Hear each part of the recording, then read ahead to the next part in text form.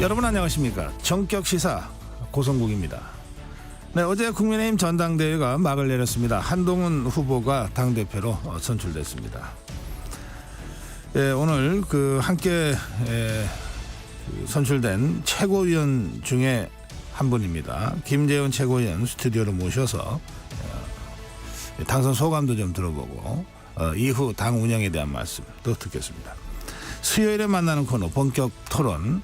오늘은 스페셜 게스트 강전애 변호사 그리고 김준일 평론가와 함께하겠습니다. 의정 갈등 이슈도 살펴보겠습니다. 사직 전공이 빈자리를 메우기 위해서 22일 어제부터 하반기 전공이 그저께부터죠. 하반기 전공이 모집이 시작됐는데 일부 교수들이 교육을 거부하고 나섰습니다. 이 문제 관련해서는 인도주의 실천의사협의회 인의협 전진한 정책국장 연결해서 말씀 듣겠습니다. 7월 24일 수요일 전격 시사 출발합니다. 네, 전격 시사는 유튜브 라이브로 생방송 함께 하실 수 있습니다. 지금 유튜브로 들어오셔서 생방송 전격 시사 함께 해주시기 바랍니다. 문자 참여 긴 문자 100원 짧은 문자 50원 샵 9730으로 참여하실 수 있습니다. 콩 어플은 무료입니다. KBS 1라디오 정치경제사회문화 각종 명품 컨텐츠가 여러분을 기다리고 있습니다.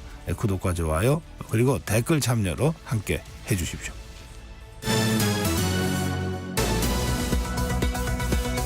네, 뉴스 브리핑입니다. KBS 우정화 기자입니다. 어서 오세요. 안녕하세요. 네, 어제 국민의힘 한동훈 후보가 당대표로 선출됐습니다. 네, 이 압도적인 결과로 이 한동훈 후보가 이 단판 승부로 끝을 냈습니다. 이 한동훈 후보는 2위 원희룡 후보 득표의 3배가 넘는 약 63%를 득표하면서 신임 당대표직에 올랐습니다. 나경원 후보는 14.58%, 윤상현 후보는 3.73%를 기록을 했습니다. 한동훈 신임 대표는 수락연설에서 당원과 국민이 변화를 선택을 했다라고 하면서 건강하고 이 생산적인 당정 관계를 통해서 때를 놓치지 않고 민심에 반응하겠다 이런 포부를 밝혔습니다. 이번 결과를 두고 이 보수는 변화를 선택했다. 이 조간신문들이 일제히 이런 맥락에서 지금 보도를 하고 있습니다. 한동훈 신임 대표는 어제 저희 KBS와의 인터뷰에서 대통령과 이 선거 직후에 이 결과 나오고 난 후에 통화를 했다 이렇게 전했습니다. 본인이 먼저 전화를 걸었다고 하는데요. 당정 관계를 화합해서 더 좋은 정치를 하겠다는 의사를 대통령에게 전달을 했고 대통령도 이 화답 차원에서 수고가 많았다면서 덕담을 해줬다 이렇게 전했습니다. 한동훈 대표 본인이 자주 만날 생각이다 이렇게 말을 하기도 했습니다. 오늘 윤석열 대통령은 한동훈 신임 대표 등 지도부를 초청해서 만찬을 할 예정입니다. 네.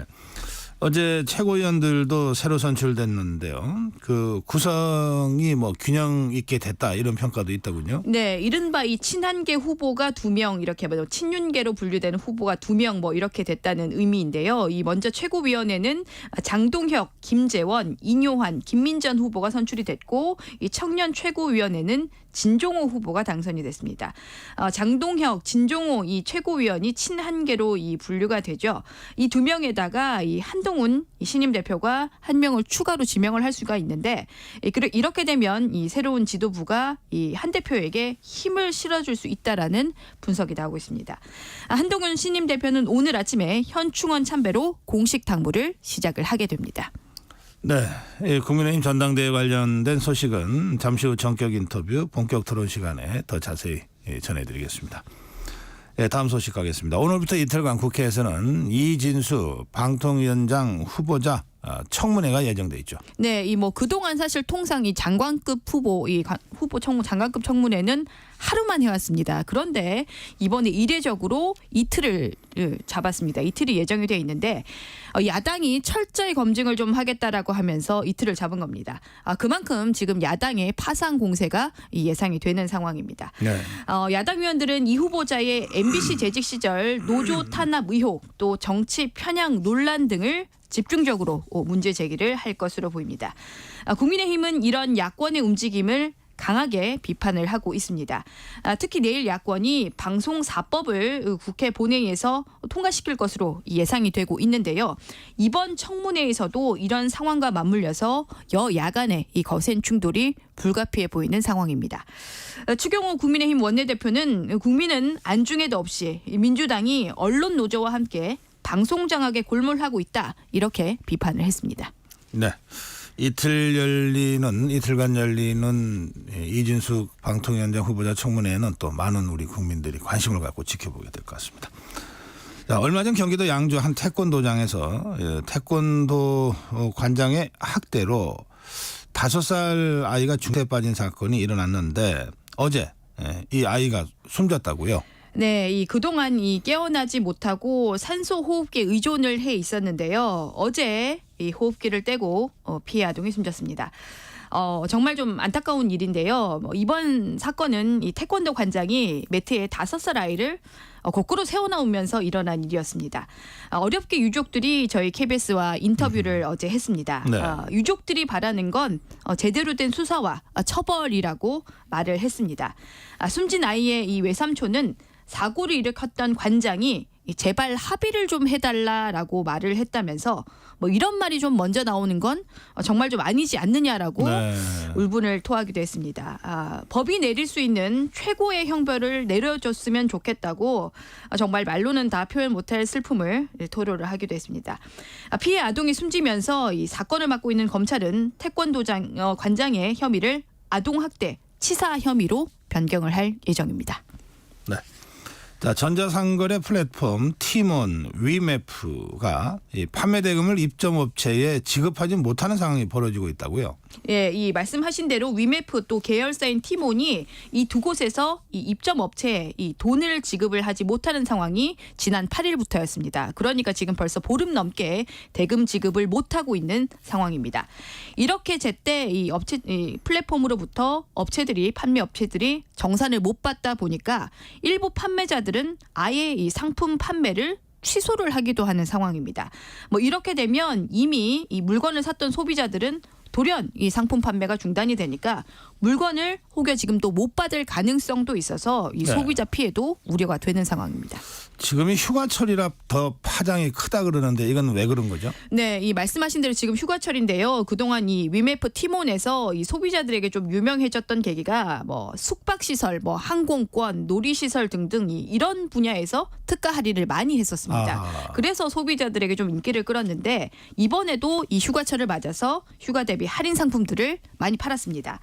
이번에 이 정산을 못 받은 이런 판매자들 그러니까 숙박시설이나 놀이시설 여행사 측에서 판매를 갑자기 좀 취소를 하게 되면서 여기서 이 앞서서 이 미리 할인받아서 이걸 샀던 사람들, 이 휴가를 떠나려던 사람들이 갑자기 이 취소가 됐다, 상품 취소가 됐다라는 통보를 받아서 지금 좀 정말 황당한 상황입니다.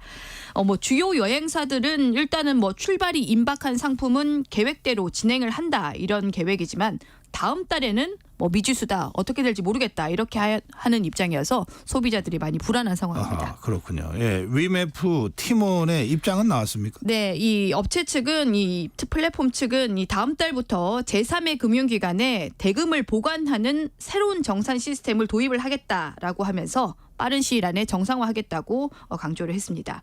하지만 이 판매자는 물론 이렇게 이런 입장이 나왔더라도 소비자도 특히 좀 불안할 수밖에 없는데요. 네. 당장 저부터도 여기서 뭘 사려고 했는데 안 사려고 바로 이 마음을 먹었습니다. 글쎄 말입니다. 예, 위메프와 티몬 측에서 조금이라도 빨리 이 문제를 당장 좀 빨리 해결하는 게 정말 모두를 위해서 좋은 일인 것 같습니다. 네. 예, 간밤에 전해진 미국 대선 속보 좀 전해주시죠. 이 해리스 미 부통령이 대표적인 경합주 위스콘신에서 첫 유세를 했다고요? 네, 유세를 했습니다. 이 미국 민주당 인사들의 지지 선언을 잇따라 좀 받으면서 지금 사실상 미 민주당 대선 후보로 해리스 부통령이 좀 거의 사실 확정이 되는 분위기로 가고 있는데요. 네. 이런 분위기 속에서 해리스 부통령이 위스콘신 이 경합주에서 첫 유세를 했습니다. 연설에서 이 해리스는 트럼프 전 대통령을 맹비난하면서 압도적인 지지를 호소를 했습니다. 또 간밤에 이 한 여론조사가 발표됐는데요. 이 해리스 부통령이 트럼프 전 대통령을 앞서는 결과가 이 최근에 좀 처음으로 나왔습니다. 네. 뭐 이러다 보니까 뭐 트럼프 전 대통령이 공세 수위를 좀 올리는 모양새인데요. 트럼프 전 대통령은 간밤 SNS에 앞서서 이 바이든 대통령을 대선 후보로 투표한 민주당원들의 권리가 지금 민주당 인사들에 의해서 박탈되고 있다면서 뭐 이들이 선거를 훔쳤다. 이런 표현을 쓰면서까지 비난을 했습니다. 뭐 이 외에도 좀 거친 말들을 많이 썼는데요. 아무래도 좀 다급한 분위기가 읽히고 있습니다. 트럼프 전 대통령의 우세 구도에 변화가 감지되는 상황은 좀 분명해 보이는데요.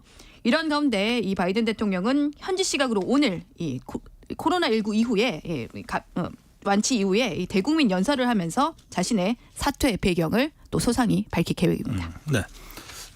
최근에 연예인 보호를 하다가 이제 도를 넘는 경우 때문에 논란이 되는 일들이 자꾸 일어나고 있습니다.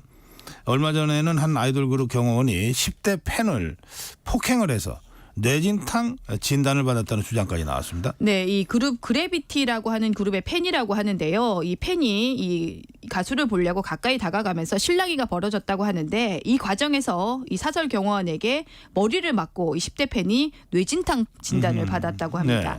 네. 그래서 이 팬은 경호원을 고소를 했는데 주장은 팔꿈치로 머리를 가격을 했고 뭐 붙지 말라고 계속 의사를 얘기했는데도 뭐 거세게 밀었다는 겁니다.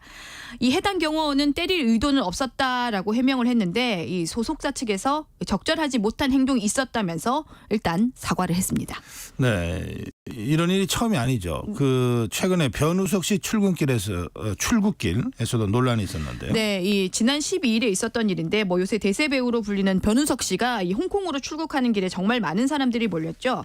그때 이 사설 경호원이 다가오는 사람도 없는데 이 이용객들 공항에 있는 사람들을 향해서 강하게 이 불빛을 쏘기도 했고 네. 뭐 심지어 일부 이용객들을 상대로 본인이 여권과 이 탑승권까지 검사를 했습니다. 그래서 좀 논란이 커지자 이 현안 질의 국회 현안 질의에서도 문제 제기가 됐었는데요. 이학재 인천공항 사장은 엉뚱하게 이렇게 경호를 한 업체는 본인이 봐도 처음이었다. 뭐 이렇게 말을 하기도 했습니다. 사실 뭐 과잉 경호 논란이 이번이 처음은 아니었고 계속 벌어지는 일이었습니다. 뭐 문제가 생기면 뭐 소속사 측에서 사과를 하고 대책 마련을 약속하지만 피해는 이 문제는 계속되고 있는데요. 부정적인 여론만 생기고 있어서 과연 이 문제를 계속 반복할 것인지 좀 한 번쯤 생각을 해볼 문제겠습니다. 네, 오늘 여기까지 듣겠습니다. 뉴스브리핑 우정화 기자였습니다. 전격 시사 듣고 계신 지금 시각 7시 32분입니다. 고성국의 전격시사 출근길 날씨 정보입니다. 정체전선 영향으로 현재 호우경보, 강원 횡성과 홍천에, 호우주의보는 경기 이천, 안성, 여주, 강원, 원주에 발효 중인 가운데 아주 요란하고 강한 비가 이들 지역에 지나고 있습니다. 아침까지 중부와 경북 북부 중심으로 비가 좀 내리겠고요. 다만 오늘과 내일은 이 비가 그치고 나서도 오전부터 밤 사이 전국에 소나기가 내리니까요. 주의하시기 바랍니다. 지금 서울 등 수도권 일부를 빼면 전국에 폭염특보가 발효 중입니다. 특히 남부나 강원, 동해안, 제주 일부에는 폭염 경보로 강화된 곳이 많고요. 당분간 매우 무덥겠습니다. 밤에는 어젯밤처럼 줄곧 열대야가 나타나는 곳이 전국적으로 대부분이 되겠고요. 또 소나기도 자주 오겠습니다. 오늘 아침 기온 서울 현재 26도대입니다. 강릉은 거의 30도에 육박합니다. 오늘 낮 기온은 강릉, 대구, 제주가 34도, 광주 33, 서울 30도까지 오르겠고요. 내일과 모레 서울은 33도까지 예상됩니다. 타이안 해상에서 중국 푸저우 육상으로 향하는 3호 태풍 개미, 우리나라에 직접 영향은 없을지라도 태풍의 강도와 이동 경로에 따라 정체 전선의 위치가 변하면서 장마 기간에 영향을 주겠습니다. 지금 서울 기온 26도입니다. 전격 시사 출근길 날씨 정보 최영우였습니다. 계속해서 이 시각 교통 상황입니다. KBS 교통정보센터의 김민희 씨가 전해드립니다. 밤사이 부산에 많은 비가 내리면서 도로 곳곳이 통제됐다 지금은 모두 해제됐습니다. 앞서 들으신 것처럼 강원권으로도 많은 비가 내리고 있는데요. 횡성군에서는 청일면에서 둔내면을 오가는 도로가 전면 통제되고 있고요. 서울에서는 청계천 산책로가 청계 시점에서 고산자교 구간이 2시간 전쯤부터 통제되고 있습니다. 이용에 참고하시기 바랍니다. 부산 울산고속도로 울산 쪽으로 기장 2터널 부근에서는 사고가 나면서 1차로와 3차로를 막고 처리하고 주의하고 있는데요. 이 일대 2km 구간에서 속도 많이 떨어져 있습니다. 중앙고속도로 춘천 쪽으로 만종분기점 부근 2차로에서도 사고가 났고요. 수도권 제일순환고속도로 일산에서 판교 쪽으로 노우지 분기점 부근 5차로에서는 고장난 화물차를 처리하고 있습니다. 반대 판교에서 일산 쪽으로 산본 부근에서는 4차로와 5차로를 막고 작업을 하고 있어서 이 일대 정체가 매우 심합니다. 더 가서 송내 부근 5차로에도 고장난 차가 서 있습니다. KBS 교통정보센터였습니다.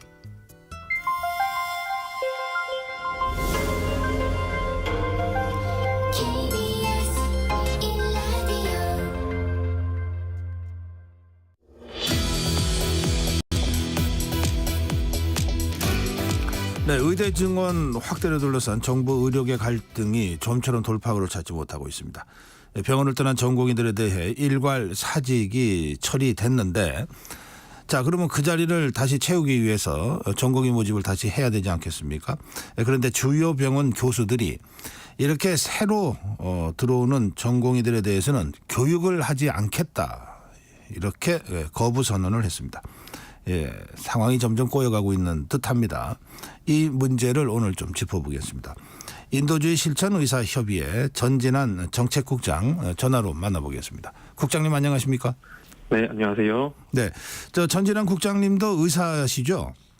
예, 맞습니다. 제가 인도주의 실천 의사협의회 정책국장으로 소개해드렸는데, 인도주의 실천협의회 인의협 꽤 그 오래된 단체로 제가 기억하고 있습니다만 어떤 단체인지 설명 좀 해주시겠습니까? 예, 저희 87년 그 6월 항쟁을 계기로 결성이 된 의사단체고요. 그렇지만 네. 이제 의사들의 권익단체는 아니고 이런 의료 서비스를 누구나 걱정 없이 그리고 평등하게 권리로서 이렇게 보장받을 수 있는 사회를 만들기 위해서 노력하는 단체입니다. 예. 그동안 인의협이 해온 활동들에 대해서는 우리 많은 국민들도 매우 좋게 생각하고 있다고 제가 알고 있습니다. 자, 국장님. 이 의정 갈등이 아직 실마리를 제대로 찾지 못하고 있는 것 같습니다. 국장님 이 상황을 어떻게 보시는지요? 예, 지금 정부가 사직 처리를 하고 결혼을 확정을 해서 하반기 전공의 모집을 하겠다라고 하고 있는데, 지금 전공의들은 돌아올 기미가 잘 보이질 않고, 말씀하신 것처럼 교수들도 그 수련을 보이콧하고 하겠다고 하고 있기 때문에 네. 이런 대치가 상당히 오래 지속될 걸로 생각이 되고 있습니다. 그 전공의들이 집단 사직으로 병원을 떠나면 그 자리를 채우기 위해서 그 전공의를 다시 모집할 수밖에 없는 것 아닌가요? 특히 이번에 정부는 이번 모집에 한해서는 수련 특혜를 적용하겠다 하고 있는데, 이 수련 특혜는 구체적으로 어떤 거죠? 예, 여러 가지를 정부가 이야기를 했는데 사실 중요한 거는 두 가지입니다. 네. 첫째는 그 지역 제한을 두질 않겠다라고 했는데, 다시 말해서 지역에 있는 전공의들이 사직을 하고 복귀를 할 때 서울에 있는 빅5 병원에 지원을 할 수 있다라는 것이고요. 네. 두 번째는 이제 수련 과목 제한을 두지 않겠다라고 했는데, 이거는 이제 내과나 외과, 소아과, 산부인과 같은 이런 비인기과 전공에서 피부과, 안과, 성형외과 같은 인기과 전공으로 전환해서 지원을 할 수 있다는 얘기입니다. 그러니까 네. 정부 입장에서는 사실 일부라도 돌아오게 하려는 취지로 이런 특례를 이야기를 하고 있지만, 이렇게 되면은 사실상 이 지역에 있는 비인기과 전공의들이 그 서울에 있는 빅5 병원, 네. 삼성병원, 아산병원을 비롯한 이런 병원들에 주로 채워질 가능성이 크고, 이 지역에 있는 비인기과 공백이 더 심해질 수가 있기 때문에 네. 지금 정부가 내놓고 있는 대책이 정부가 애초에 말했던 지역 소위 필수 의료를 살리겠다라는 것과 좀 부합하지 않는 결과를 나타낼 수 있는 것입니다. 그렇군요. 이 정부가 어떻게든 전공의를 다시 돌아오게 하기 위해서 고육지책으로 낸 안이긴 하지만, 이게 네. 정부 애초에 의료개혁과는 좀 다른 방향이기 때문에 이게 꼭 네. 적절하냐에 대해서는 좀 문제 제기를 하고 싶다, 이런 말씀이시군요. 예, 그렇습니다. 알겠습니다. 자, 그런가 하면 이 교수들 중에 뭐 전부는 아닌 것 같습니다만은 이번에 새로 전공의들이 들어오더라도 이들을 제자로 인정할 수 없다, 이런 입장을 지금 공개적으로 표하고 있는데요. 이 문제는 국장님은 어떻게 보시는지요? 사실 그 환자 단체들도 문제 제기를 하고 계시지만은 적절한 입장은 아니죠. 당연히 지금 이제 공백 상태가 오래되고 있고 전공의들이 많이 복귀한다고 한다면 동료 노동자들로서 인정하고 수련을 하면서 환자를 같이 돌보는 게 맞는 방향인데 이런 것들을 그간의 교수들이 사실 의대 교수들이 전공의들을 지지하면서 좀 여러 가지 해왔던 집단 사직 결의한다든지 실제로 휴진에 들어갔던 병원들도 많이 있지 않습니까? 이런 것들에서 보다시피 전공의들의 어떤 투쟁을 지지하고 엄호하는 포지션의 연장선에서 지금 이런 것들을 이야기를 하고 있는데 사실상 이 전공의들이 온전하게 복귀할 때까지 기다려야 된다 이렇게 얘기를 하고 있는데 지금 이제 전공의들이 요구하고 있는 건 의대 증원 전면 백지화인 것인데 현실적으로 그렇게 되기가 어렵고 이 의대 증원을 전면 백지화하는 게 또 맞지도 않는 상황에서 이렇게 어떻게 이야기하는 것들이 정부도 무책임한 건 사실이지만 이 교수들의 입장도 어떤 뭐랄까 책임감 있는 태도는 아니라고 생각이 됩니다. 네, 지금 국장님 말씀도 있으셨지만 그동안은 이제 교수들이 제자들인 전공의들이 어떤 형태로든 행정적 불이익을 받는 것에 대해서는 그걸 보호하기 위해서 나섰다. 이렇게 우리 국민들이 좀 이해를 해줄 수도 있었을 텐데 이 경우에는 그런 거하고 차원이 다르잖아요. 어쨌든 전공의들이 사직을 하게 되면 그 빈자리를 다른 전공의들로 메꾸겠다고 하는 건데 이것은 제자로 인정 못하겠다 그러면 왜 이렇게 갑자기 우리 교수들 일부이긴 하지만 강경한 입장을 이렇게 공개적으로 표명을 하는 걸까요? 이유가 뭔가요? 사실은 저는 아주 지금 특별한 예외적인 태도를 보인다기보다는 지금까지 약간 전공의들처럼 아주 강경하게 투쟁하진 않았지만은 상당수 교수들 쪽에서는 이 전공의 투쟁을 지지하고 엄호하는 포지션을 취해온 바가 있어가지고 지금까지 해왔던 어떤 스텝의 연장선이라고 볼 수 있을 것 같습니다. 이게 특별히 강경한 게 아니고 원래 그랬던 거다 이런 말씀이신가요? 예, 실제로 집단 휴진에 들어갔던 사례들도 있고 그러고 있기 때문에 일부에서는 중재를 하기도 했지만 어찌됐든 그런 의사들의 공통의 이해관계 속에서 움직여야 된다라는 생각을 가지신 분들이 있고 그런 것들을 그런 일환으로서의 지금 지지라고 생각이 됩니다. 네, 조금 전에 국장님 말씀하셨는데 지금 전공의나 이 일부 교수들의 경우에는 의대 정원 증원하는 정책 자체를 완전히 백지화해라 이걸 전제 조건처럼 내걸어 왔잖아요. 그런데 이게 현실적으로 가능하지 않은 상황 아닙니까 이미? 네, 그렇습니다. 사실 2025학년도가 이제 입시가 진행이 되고 있고 그렇기 때문에 그리고 이제 국민들도 의대를 증원해서 지역의 필수의료 공백 상태를 메우기를 원하고 그런 것들이 결국은 반영이 돼서 지금 의대 증원 논의가 되어왔기 때문에 이런 것을 되돌리는 게 적절하지 않죠. 문제는 이제 정부가 이런 의대 증원의 숫자만 제시하고 있을 뿐이지 실제로는 그 의사들이 지역에서 공공적으로 일하게 할 어떤 정책이 없고 공공의대나 지역의사제 같은 그리고 이제 아무리 의사만 늘린다고 해서 되는 게 아니라 지역에는 환자를 살릴 병원 자체가 없지 않습니까?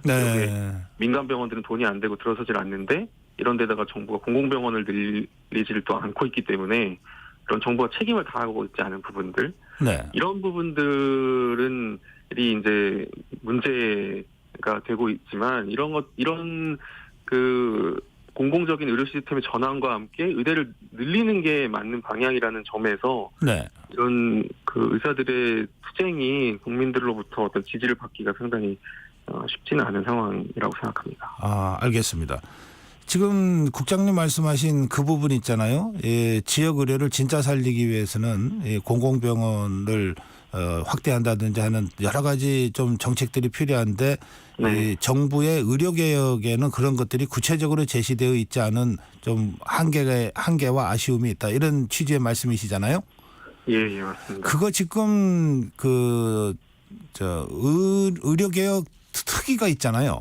그 저 정부와 의료계 관계자들과 시민들이 함께 모여서 하고 네. 논의하고 있는 거요. 그런 데서 바로 그런 문제들을 제기하고 수렴하고 이걸 정책으로 만들어가는 거는 불가능합니까? 그런 데서 이제 만들어가고 하는 것들을 바라게 되는데, 네. 근데 뭐 여러 가지 사실 정부가 그 이미 2월에 의대 증원을 발표하면서 소위 그 의료개혁 정책들을 내놓은 게 있습니다. 아, 그 예. 틀 안에서 이제 의료개혁 특위도 진행이 되게 되는데요. 네. 정부가 내놨던 이제 필수의료 패키지라든지 건강보험 종합계획 이런 것들인데, 네. 그 내용을 그 간단하게 요약하면 결국은 지금 이 건강보험 종합계획에서는 건강보험 보장성은 오히려 그 약화를 시키고, 그러다 보면은 민간보험 시장이나 비급여 시장이 팽창하는데, 이게 그 소위 이제 필수의료하고 어떻게 연결이 되냐 하면은 의사들이 그 대형 병원에서 그 생명을 살리는 일을 하기보다는 그 돈벌이가 더 되는 개원가로 나가서 비급여 시장을 그 통해서 그 이 수익 창출을 하게 되는 이런 구조적인 문제가 사실은 대형 병원에 의사가 없는 근본적인 이유들 중에 하나인데, 네. 이런 문제를 더 악화시키는 결과를 초래할 수가 있게 되고요. 그다음에 아하.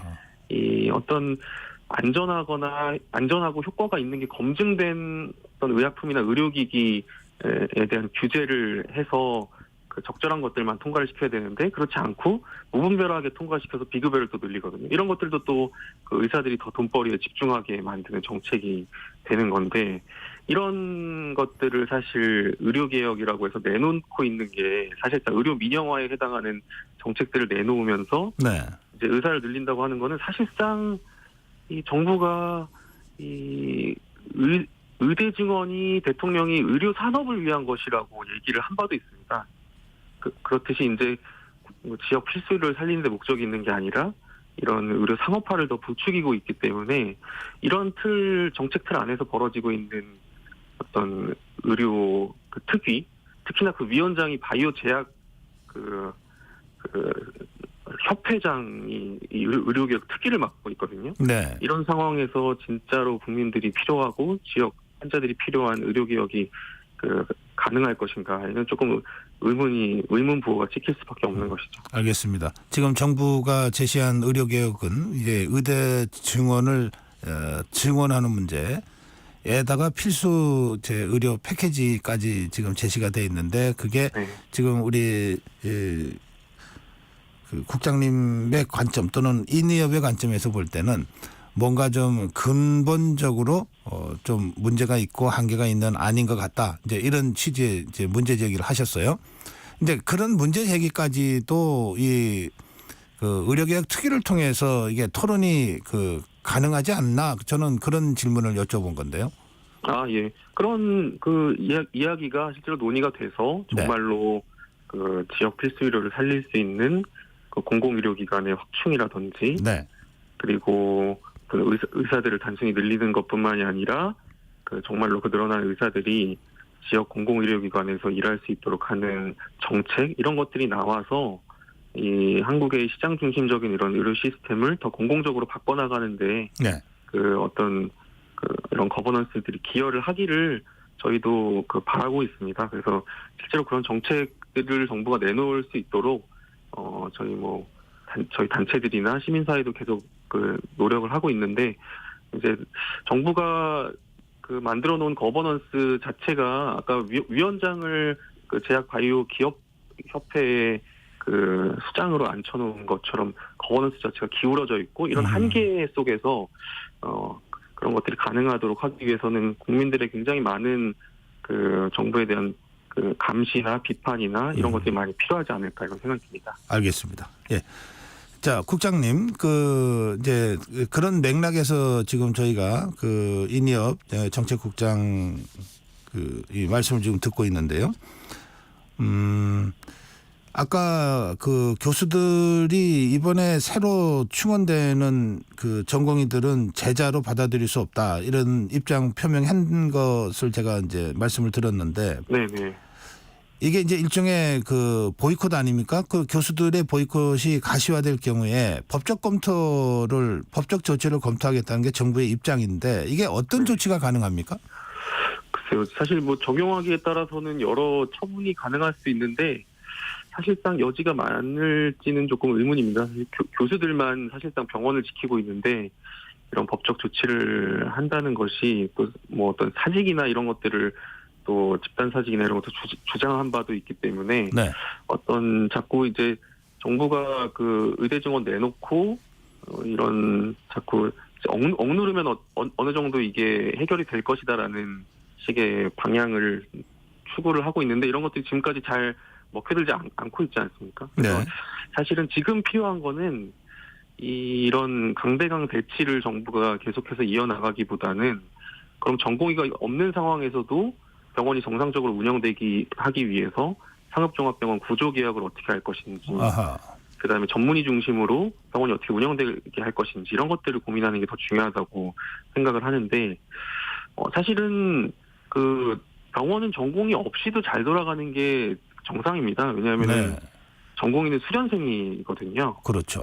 직장으로 치면 수습인데 이게 수습 노동자가 없다고 직장이 멈춘다는 게 사실 말이 안 되지 않습니까? 그래서 이제 전공의가 빨리 돌아가야지 병원이 정상화되는 게 아니라 전공의가 없어도 병원이 잘 돌아가게 만드는 시스템으로 바꿔야 되는 거고 그렇게 하기 위해서는 이제 지금 상급종합병원이 암이나 사실 희귀질환자들의 치료도 밀리고 있는데 문제는 상급종합병원에서 보면 안 되는 경증 환자라든지 실제로 동네 의원에서 봐야 될 경증 환자까지 다 빨아들이면서 돈벌이 하는 걸 아직 멈추지 않고 있거든요. 이런 거를 정부가 제대로 손을 대가지고 지금 의료 재난 상황인데 이런 암이나 희귀질환 치료도 밀리는데 경증 환자 진료하면서 돈벌이 하는 거 이런 것들 외래 진료 같은 것들 제한하고 중증 환자 치료에 집중하도록 정부가 책임지고 개입하고 강제해야 되는데 정부의 그런 책임을 다하지 않고 있는 부분들 그런 부분들을 조금 정부가 더 신경 써야지 네. 되는 거 아닌가 이렇게 생각합니다. 지금 국장님 말씀하신 그 취지는 정부도 지금 하려고 하는 거 아닌가요? 이를테면은 전공의 중심의 병원을 전문의 중심 병원으로 바꾸겠다. 이거는 정부 의료개혁의 기본 방향으로 여러 차례 발표된 바도 있는데요. 맞습니다. 그런 것들을 이제 내놓고는 있는데요. 네. 사실은 정부가 어떤 재난 상황에 준해서 상업종합병원 자원을 제대로 배치하고 통제하는 게 아니라 예를 네. 들면 중증 환자 보면 돈 더 주겠다. 그리고 경증 환자를 다른 1, 2차 병원으로 회송하면 숟갈을 주겠다. 이렇게 얘기를 하고 있는데 네. 이렇게 인센티브를 줬던 것들이 지금까지 계속 실패를 했던 걸 반복하고 있습니다. 왜냐하면 예. 병원들이 숟갈을 더 받는 것보다 경증 환자 봐서 수익이 더 나면은 계속 그렇게 하는 거거든요. 네. 그래서 이런 위기 상황에서도 대형 병원들 수익성을 어떻게 통제해서라도 이 문제를 해결하는 게 아니라 대형 병원들의 어떤 이런 것 수익성에 대해서 계속 지금 걱정하고 지원하고 건강보험 재정 계속 퍼주고 한 달에 1,800억씩 이런 것들만 하고 있기 때문에 네. 문제 해결을 못 하고 있는 거 이런 방향성 자체가 문제인 것 같습니다. 알겠습니다. 그래서 일각에서는 지금 정부의 의대 정원을 증원하는 거 이거가 불가피하다 필요하다고 생각을 하면서도 그런데 의대 정원을 늘린다고 해서 그게 곧바로 필수 의료나 지역 의료 쪽으로 이게 충원이 되거나 이러지는 않을 거다. 예. 그런 차원의 문제 제기를 그동안 쭉 해왔던 것 아닙니까? 맞습니다. 예. 자, 그렇다면 지금 핵심이 되는 필수 의료와 지역 의료를 제대로 가동되게 하기 위해서는 뭘 해야 되는 겁니까? 네, 저희는 이제 의사 전공의들이나 이런 투쟁을 지지하지 않으면서도 왜냐하면 의사는 늘려야 되니까요. 예. 그러면서도 이제 정부의 의료 개혁이 성공하지 못할 거라고 보는 이유는 네. 정부가 완전히 의료를 어떤 복지나 이 보편적 의료 서비스로 보는 게 아니라 시장 중심적으로 보면서 이 정부에서 정말 필요한 이 개혁 과제인 공공의료 복원은 하지 않고 있습니다.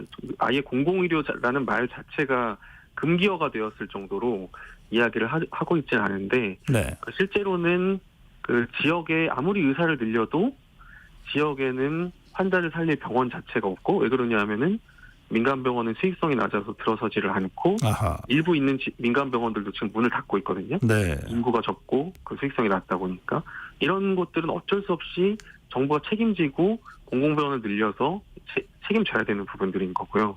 그리고 이제 그 수도권이나 대도시라고 할지라도 아까 말씀드린 것처럼 대형 병원들이 어떤 환자를 살리는 부분에 집중하기보다는 수익성이 더 높은 경증 환자 진료 중심으로 하면서 네.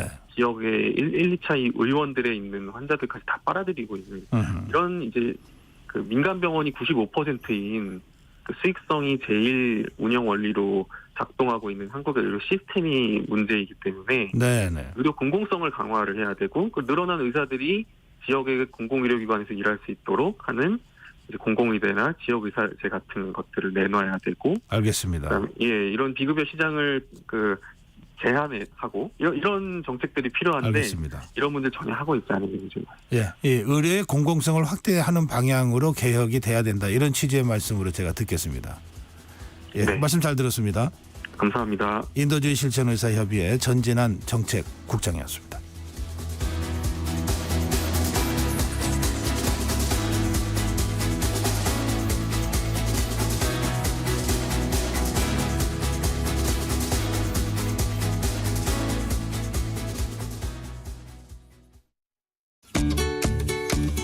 KBS 라디오 기후위기 대응 캠페인 지구를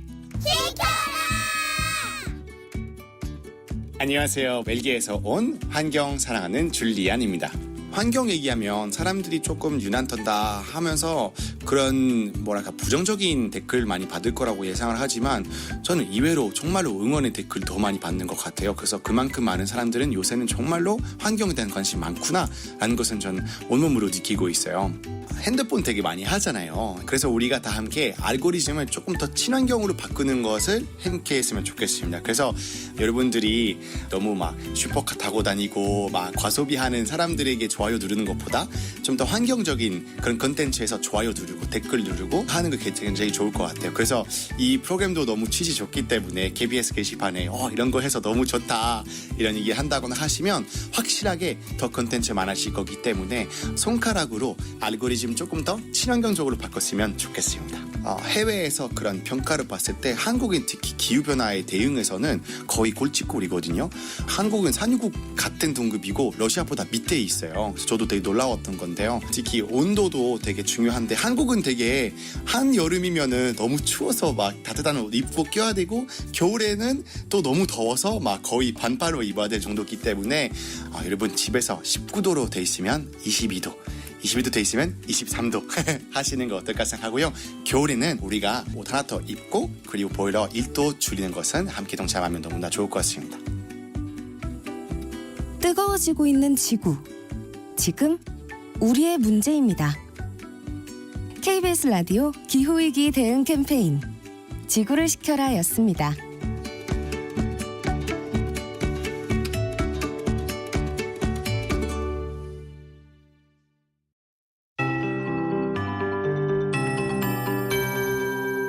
KBS 58분 날씨. 현재 호우특보 상황입니다. 강원 횡성군과 홍천군 평지에 호우경보가, 그밖에 강원 일부 영서지역, 또 경기 이천, 안성, 여주, 양평에 호우주의보 발효 중입니다. 아주 요란하고 강한 비구름이 이쪽으로 지나고 있는데요. 이 정체전선의 영향으로 오늘 아침까지 중부나 경북 북부에 강한 비가 내리는 곳이 있겠고 점차 그치겠지만 오늘과 내일은 다시 오전부터 밤 사이에 전국적으로 소나기 예보가 있습니다. 작은 우산 하나 꼭 챙기시기 바랍니다. 서울 등 수도권 일부를 뺀 전국에 폭염특보 내려져 있고요. 당분간 특보 지역은 최고 체감온도 33도 내외로 무덥겠습니다. 밤에는 열대야가 전국적으로 나타나겠습니다. 오늘 아침 기온 서울이 26도대로 출발하고 있고요. 속초는 지금 30도를 기록하고 있습니다. 강릉과 해남, 제주도 이미 29도대를 보이고 있는 아침 시간인데요. 낮 기온은 서울이 30도, 세종대전 32, 광주 33, 강릉과 대구, 제주 34도로 역시 무덥겠고요. 서울도 내일과 모레는 33도까지 폭염이 예상됩니다. 지금 타이안 해상에서 중국 푸저우 육상으로 3호 태풍 개미가 향하고 있습니다. 우리나라에 큰 영향은 없을 가능성이 높겠지만 태풍의 강도나 이동 경로 때문에 정체 전선의 위치가 변할 수 있겠습니다. 지금 서울 기온 26.4도입니다. 최영우였습니다.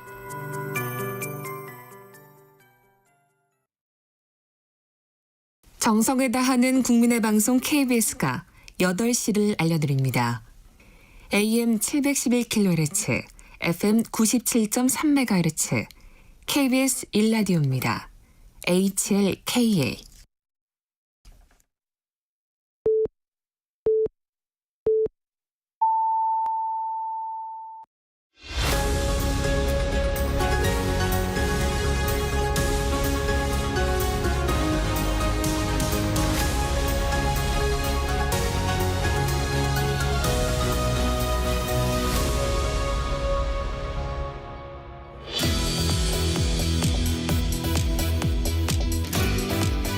네, 국민의힘 전당대회가 끝났습니다. 당대표는 한동훈 후보가 당선됐습니다. 최고위원회는 장동혁, 김재원, 인요한, 김민전 그리고 청년 최고위원회 진종호 이렇게 5명의 후보가 선출됐습니다. 예, 그중에 한 분입니다. 김재원 최고위원 모셨습니다. 어서 오십시오. 안녕하세요. 축하합니다. 고맙습니다. 이번 선거 좀 힘드셨나요? 어떻습니까? 예, 사실 제가 우리 당에서 입당해서 활동한 지가 20년이 넘었거든요. 네. 그런데 이렇게 무리를 지어서 그 선거운동을 하면서 상대방을 공격하거나 반대의 이 과정을 거치고 또 살벌하게 공격의 언어가 왔다 갔다 하는 것은 제 기억으로는 처음입니다. 엄청나게 네. 많은 전당대회와 당내 경선을 직접 치르기도 하고 또 참여하기도 했는데 이렇게 힘든 경우는 처음이었습니다. 네. 그 이번에 한동훈 대표 후보와 그 최고위원 후보 장동혁, 박정훈 후보 그리고 청년 최고위원회 진종호 후보 이 4명이 아예 포스터를 같이 만들어서 그렇게 선거 운동을 하지 않았습니까? 네. 뭐 그뿐만이 아니고 팀 한동훈이라고 네. 하면서 최고위원 후보가 제가 한동훈입니다. 저는 한동훈입니다. 이러면서 그렇게까지 하면서 그 기세 등등한 모습을 보고 네. 조금 저 선거운동이 좀 뭔가 특이하다 내지는 사실 우리 당헌 당규상으로 국회의원이나 당협위원장은 공식적으로 공개적으로 다른 후보의 선거운동을 하지 못하게 되어 있는데 네. 이게 좀 위반 아니냐 이런 생각도 가질 정도로 좀 상황이 좀 달랐습니다. 그러다 보니까 이게 이제 그 지지자들도 격해지고 그러다 보니 나중에 폭력 사태도 일어난 것 아닌가 그런 생각을 했습니다. 네. 그 전에 전당대회에서는 이제 이번과 같은 이런 양상은 없었던 거군요. 그뿐만이 아니고 예를 들어 경쟁 후보가 연설이 끝났다고 네. 자리를 박차고 나가는 것도 이번이 처음이었습니다. 지난 20여 그래요? 년간 그런 점은 못 봤고요. 네. 제가 그 대변인이자 저 네거티브 단장으로 일했던 박근혜 전 대통령과 이명박 전 2007년. 대통령의 2007년 경선 때도 경선이 아주 그 극렬했지만 네. 서로 지지자들 사이에 멱살을 한번 잡은 적이 없거든요. 네. 그리고 그 예를 들어 상대 후보가 연설을 하는데 야유를 한다든가 그런 예도 없었습니다. 그런데 당에 이번으로 끝내야 될 아주 나쁜 패습이 생긴 것 아닌가 그렇게 생각합니다. 그 아주 옛날 일 같습니다만 그 합동연설회가 그 있었을 때 그때는 여야 국회의원 후보들이 이제 단상에 올라와서 할 때는 그렇죠. 이제 상대방 그 후보가 연설할 때는 일부러 막 그랬죠. 자리를 박차고 소란도 떨고 뭐 이랬던 적이 있는데 이게 당내 경선은 그런 건 아니잖아요. 그럼요. 그리고 그 당시의 그 저 학교 초등학교 운동장에서 연단에 올라서 연설을 하고 이럴 때는 그때는 고무신 돌리던 시기고요. 요즘은 또 그렇게 하지도 않지 않습니까? 그래서 그런 나쁜 패습 또는 심지어 뭐 용팔이 강목 전당대회처럼 그런 식의 그 폭력 사태까지 벌어진 것은 정말 이것은 앞으로 절대로 용납되어서는 안 될 일이라고 생각합니다. 이 새 지도부의 일원이 되셨으니까 이번 전당대회에서 나타난 그런 아주 부정적인 모습 이런 것들을 다 지금 넘어서고 극복을 해야 될 책임을 맡으셨어요. 하여튼 이 부분에 대해서는 좀 더 당내에서 논의가 필요하다고 생각합니다. 알겠습니다. 그 이번이 세 번째 최고위원 당선이신 걸로 제가 기억합니다. 네. 네. 최고위원을 계속 나가셨는데 지난번 최고위원은 사실은 저 임기 제대로 못 채우셨죠. 그때는 또 나중에 징계 취소를 위해서 네. 그 최고위원 사퇴 요청을 받아서 그에 응했던 것입니다. 네. 네. 예, 이번에는 좀 임기를 다 잘 채우는 그런 최고위원으로 네. 역할을 하셨으면 좋겠습니다. 자, 그건 그렇고요. 이제 한동훈 최고위원하고 5명의 그 한동훈 대표하고 5명의 최고위원이 이제 지도부 구성을 하는 거잖아요. 네. 여기에 한동훈 대표가 한 명의 지명직 최고위원을 지명하고 그렇습니다. 여기에 추경호 원내대표와 정책위원장이 함께 당연직을 하고 이렇게 되는 네, 거죠. 그렇습니다. 자, 그래서 제가 이 질문 드립니다. 그 한동훈 대표와 어쨌든 네. 이제 지도부를 같이 꾸려 나가게 됐는데 네. 한동훈 대표하고는 개인적으로 무슨 인연이 있으십니까? 그 한동훈 대표와 사실 사적으로 뭐 특별히 만나서 대화를 하거나 했던 기억은 별로 없습니다. 그리고 네. 특히 정치 일선에 와서는 뭐 전혀 그런 일은 없는데요. 네. 그런데 이번에 그 대표로 오게 되면서 좀 저도 조금 만감이 교차하는 사건이 있는 게 2018년도 2월 달에 2월 1일자로 기억나는데요. 제가 이제 국정원 특수활동비 수사 과정에서 제가 기소가 되었거든요. 네. 수사를 받고 서울지검 특수산부에서 수사를 받고 기소가 되었는데 그때 수사의 총괄 책임자이자 지휘자가 한동훈 3차장 검사였어요. 아, 그렇습니까? 그래서 제가 징역 5년, 벌금 10억 원, 네. 추징금 2억 5천의 그 구형을 받고 기소가 되었었는데 그 구형까지도 전부 한동훈 차장검사가 지휘했다고 알고 있거든요. 네. 그러니까 저를 교도소로 골인시키려고 했던 네, 5년간. 네, 그런 분이죠. 그러니까 지금 그 전당대회 과정에 네. 한동훈 대표께서 최고위원 후보에게 나의 소울메이트 이렇게 표현을 하면서 친근감을 표시하고 그분이 1등으로 당선이 됐거든요. 네, 뭐 장동혁 네. 또 박정훈 이런 사람들이요. 예, 러닝메이트. 예, 그러니까 저는 한동훈 대표가 골인시키려고 했던 나의 꼴메이트죠. 저 감옥에 보내려고 했던. 네, 꼴메이트. 그래서 소울메이트와 꼴메이트가 같이 최고위에 앉아 있는 거죠. 그때가 2018년이요? 2018년 2월 1일입니다. 예. 우리 김재현 최고가 그 당시에 그렇게 재판정에 서게 됐던 거는 박근혜 정부 때 청와대의 정무수석으로 근무하면서 예, 그래서 역대 정무수석들이 일이었죠? 전부 기소가 되었죠. 네. 그런데 그 내용은 뭐 다 공개가 되었지만 그 내용은 결국 법적으로 또는 사실적으로 전혀 허무맹랑한 기소로 법정에서 밝혀져서 네. 1심부터 대법원까지 무죄 판결을 받았습니다. 네. 예. 그런데 바로 그 시기 2018년 2월 지금 김재현 최고가 기억하는 바로 그 시기를 한동훈 대표는 그 검사 시절의 화양연화였다고 표현한 적이 있습니다. 그때는 뭐 입장이 달랐으니까 그리고 네. 한동훈 대표도 자신의 일에 충실한 수사검사였고 저는 또 제 일에 충실했던 정무수석이었고 네. 그러다 보니까 입장이 달랐고 저 인생에서 최대의 암흑기였죠. 뭐 그래도 지금은 같이 만나게 됐습니다. 그러면 이번에 이제 이렇게 전당대회를 하면서 자주 한 자리에 쓸 수밖에 없었잖아요. 네. 합동연설에도 같이 하고 했을 테니까. 네. 그런 개인적인 인연을 한번 대화는 해보신 적이 있으신가요? 대화할 기회가 없었고 또 네. 이미 다 접은 과거인데 그걸 뭐 이야기하면 지금은 다 우스갯소리로 하는 거죠. 뭐. 예, 네. 알겠습니다. 예, 예. 그래도 정치는 사람이 하는 거라 그 사람들 사이에 그런 그 뭐 악연이라면 악연인데 네. 서로 위치가 달라서 생긴 일이긴 하지만 네. 잘 해소해 나가시길 바랍니다. 뭐 저는 이미 다 털었으니까 이렇게 방송에서 네. 공개적으로 말씀하시는 거라고 지우개로 생각합니다. 지운 과거입니다. 자, 그거 그렇고요. 오늘 현충원 참배로 그 국민의힘 지도부 일정을 시작한다고 들었는데 네. 지금 이제 방송 끝나고 바로 가셔야 되나요? 그러면? 네, 그렇습니다. 10시부터입니까? 9시. 네. 그렇군요. 예.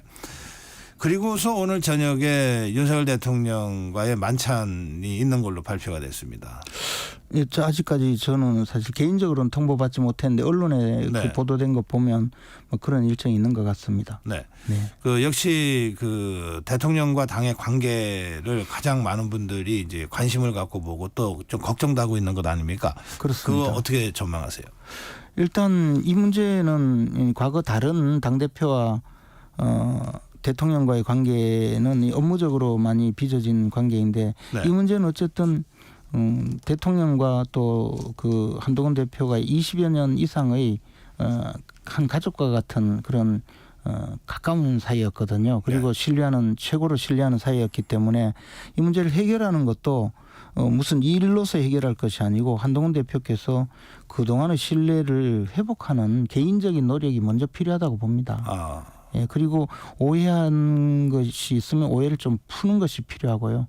설사 그렇게 하기 어렵다면 깊은 대화라도 하면서 입장 차이라도 명확히 설명하고 이해를 구하는 노력이 필요하지 않을까 생각합니다. 지금 김정은 최고는 이 개인적인 노력이 필요하다고 말씀하셨는데 이번 전대에서 보면 한동훈 대표는 그 공적인 것과 사적인 것을 굉장히 엄격하게 구별하는 그 스타일이더라고요.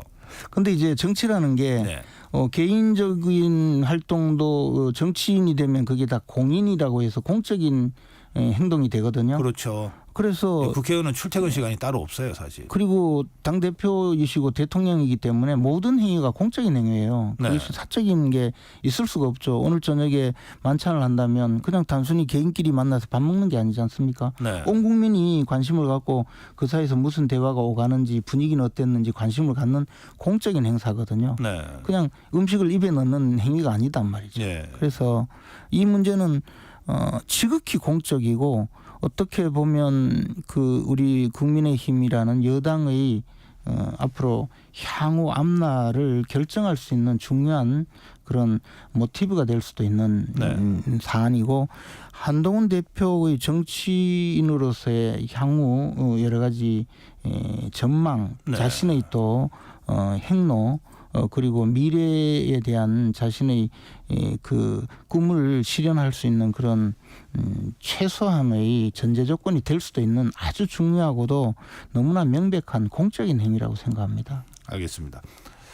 언론 보도에 보면은 우리 김정은 최고위원은 어디랑 러닝메이트를 한 게 아니고 이제 혼자서 독자적으로 지금 최고위원에 당선이 됐지만 다들 친윤 후보라고 이렇게 꼬리표를 붙이더라고요. 오늘 만찬에 가시면 윤석열 대통령을 보실 텐데 그러면 자주 봤습니까? 저는 뵌 적이 거의 없죠. 전화 연락을 하거나 메시지를 주고받거나 한 적이 거의 없고 체리 따봉을 받은 적도 없고. 근데 왜 언론이 다 친윤 후보라고? 그렇다고 제가 뭐 반윤이거나 비윤이거나 대통령을 비난하거나 공격하거나 하지 않거든요. 왜냐하면 대통령의 그 지위 역할에 대해서 저는 반드시 잘 되어야 된다고 생각하고 사실은 윤석열 대통령이 처음 우리 당에 입당할 때부터 또는 그전에 검찰총장으로 있을 때부터 그리고 검찰총장에서 나와서 정치에 참여할 때 그리고 그 이후에 우리 당에 입당할 때 또 대통령 후보가 되어서 대통령 선거운동을 할 때 까지 그리고 지금까지도 윤 대통령을 심정적으로 도운 사람이지 제가 잘못되게 바란 적은 없으니 친윤은 맞을 것 같습니다. 그런데 친한지 안 친한지는 모르겠습니다. 알겠습니다. 그런 의미에서는 언론이 친윤이라고 규정하면 나 그거 부정하지 않는다. 좀 친하고 싶어요. 알겠습니다. 사실 대통령과 당의 관계가 이 여권에서는 제일 중요한데 그러려면 그냥 대통령과 한동훈 대표 두 사람만이 아니라 다양한 형태로 커뮤니케이션이 이루어지고 또 분위기도 좀 조성되고 그래야 되지 않습니까? 네. 그 점에서는 김재현 최고위원의 역할도 많은 분들이 좀 주목하고 기대하고 있는 것 같습니다. 하여튼 그 전당대회 과정에 그리고 합동연설회뿐만 아니라 많은 당원들과 지지자들을 만나거나 그분들과 연락을 하거나 이럴 때 제일 걱정이 한동훈 후보가 대표가 되면 우리 김 최고가 역할을 좀 많이 해달라. 그리고 당을 걱정하는 목소리 중에는 당이 앞으로 어떻게 좀 잘 됐으면 좋겠다고 할 때 느끼는 그 심정이 전부 다 좀 와닿는 이야기가 많았거든요. 네. 다 말씀드리긴 어렵지만 그래서 제가 해야 될 역할이 굉장히 중요하다고 생각하고 있습니다. 알겠습니다.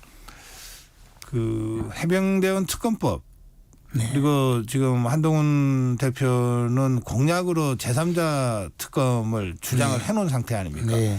안 그래도 저 더불어민주당이나 야권에서는 바로 그 문제에 대한 전향적 입장을 촉구하고 나섰더라고요. 네. 이건 어떻게 해결해야 된다고 보십니까? 그런데 이제 저 선거 과정에 또는 당대표 개인적인 의견으로서는 정치인이기 때문에 충분히 의견을 낼 수 있는데 우리 당은 오랜 제왕적 총재 시절을 거치고 나서 당 대표의 전행을 막기 위해서 여러 가지 당내 민주주의의 그 성과물을 마련했거든요. 그 중에 하나가 이제 최고회의를 최고 결정 기구로 만들고 두 네. 번째가 당권 대권 분리 그리고 세 번째로 제도화한 것이 투톱 체제거든요. 그리고 국회 운영에 관해서는 교섭단체 대표인 원내대표가 책임을 지고 최고의 권한을 갖는다고 당헌에 명시하고 있습니다. 아하. 그러면 이 최상병 특검법은 국회 운영에 관해서 국회의원들이 표결을 하고 국회에서 결정을 하는 내용이기 때문에 원내대표에게 정권이 있습니다.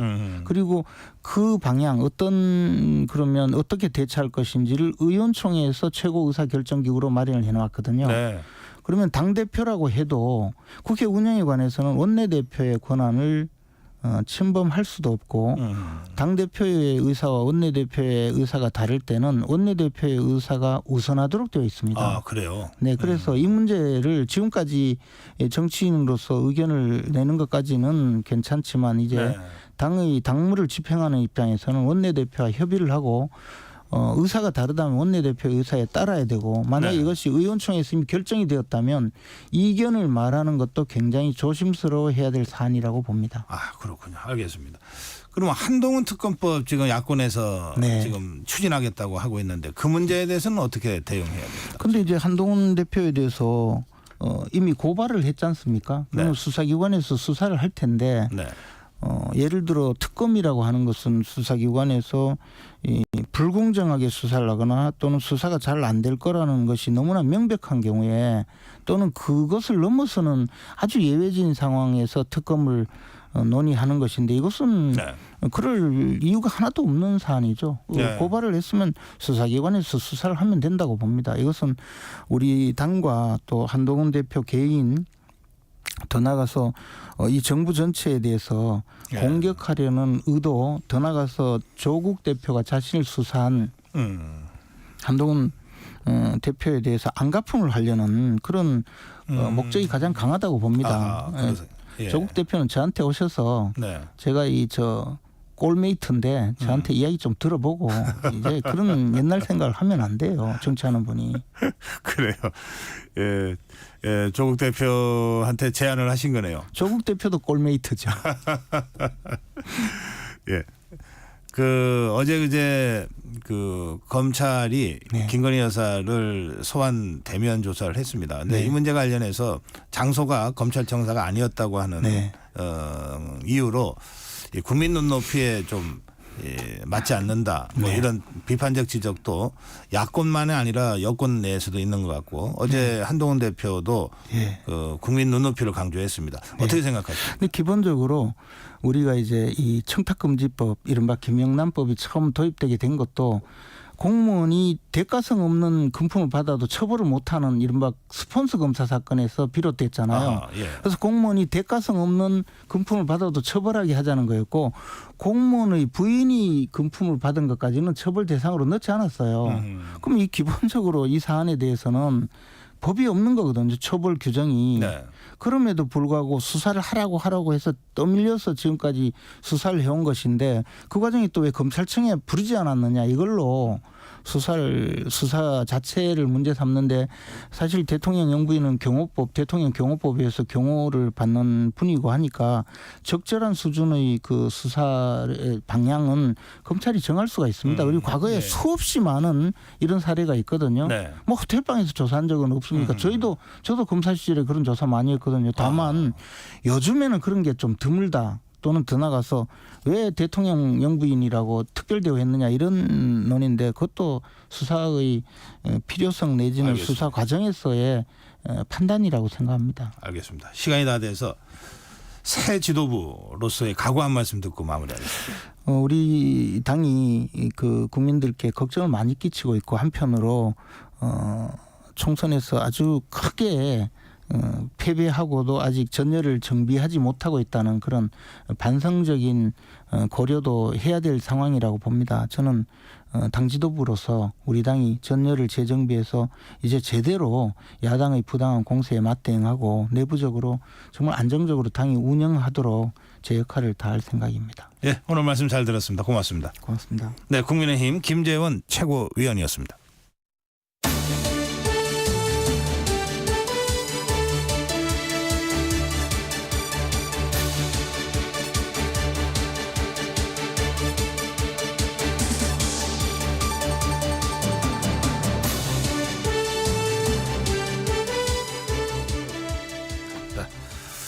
예, 한 주의 한가운데 뜨거운 정치 현안 본격적으로 토론하는 본격 토론입니다. 예, 오늘은 특별 손님 모셨습니다. 예, 강전애 변호사, 강전애 변호사입니다. 어서 오세요. 예, 안녕하세요. 강전애 변호사입니다. 네, 김준일 시사평론가 나오셨습니다. 어서 예, 오십시오. 안녕하세요. 김준일입니다. 예. 예, 어제 끝났습니다. 국민의힘 전당대회. 김준일 평론가 지난주에 한동훈 대표가 53%? 예. 그렇게 예상하셨죠? 제가 민심을 못 헤아렸네요. 일단 사과드리고요. 제가 뭐 틀리는 게 한두 개는 아니라서. 그런데 이제 이거 그러니까 한동훈 캠프에서는 사실은 비공식적으로 65 정도 찍을 거다라고 처음에 얘기가 나왔어요. 그 얘기는 들었는데 네. 본인들이 본인들이 낮췄어요.